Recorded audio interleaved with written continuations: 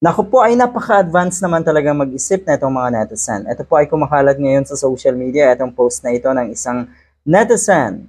Ito daw yung posibleng maging kulungan na itong dalawang ito, ni Duterte at ni Bato. Dito sa picture na ito, tignan nyo.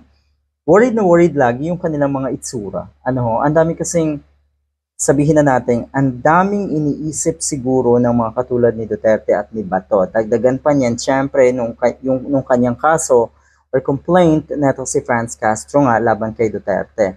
At si Bato naman, abay, Diyos ko po, hindi naubos maisip kung ano or saan lulugar. Okay? Pagdating sa usapin nga ng ICC. Probe dito sa atin. Hindi na talaga malaman kung ano yung posibleng stand or ano yung stand netong si Bato de la Rosa. Pero tingnan natin, ito daw yung magiging future trip o Bato and Digong in The Hague, the Netherlands. Yan. Ay, abay, ang ganda naman ng kulungan natong dalawang ito. Kung magkataon, 'di ba? So, ibig sabihin, hayahay pa. Magiging hayahay pa rin daw itong si Bato de la Rosa at si Digong. 'Di ba?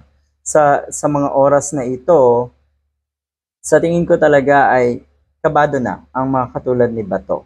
Si Digong naman, yung feeling chill pero napakaraming rason para hindi makapunta sa hearing sa Quezon City Prosecutor's Office. Second time na pero hindi pa rin sumisipot etong si Digong at kung ano-anong rason at alibay ang ginagawa. Sa issue naman or sa case na naman ng ICC, abay paiba-iba.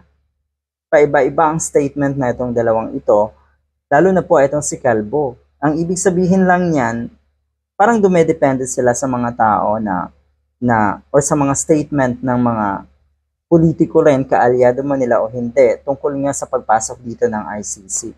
Katulad ng statement na itong si Amy Marcos. Pagkatapos ng statement na yon ay mukhang naiba na naman ang tono ni Bato na kuno ay hindi siya pahuhuli ng buhay, na kuno ay hindi siya papayag at lalaban daw siya.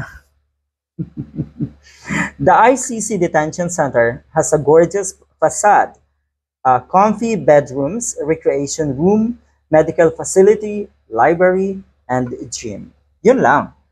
Pag naandyan na itong dalawang ito, komportable man ang buhay nila dyan, ang kanilang pwesto, abay, limitado ang galaw.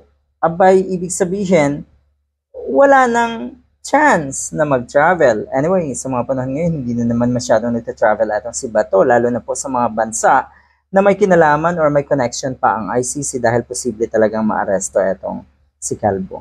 Good luck sa inyong dalawa.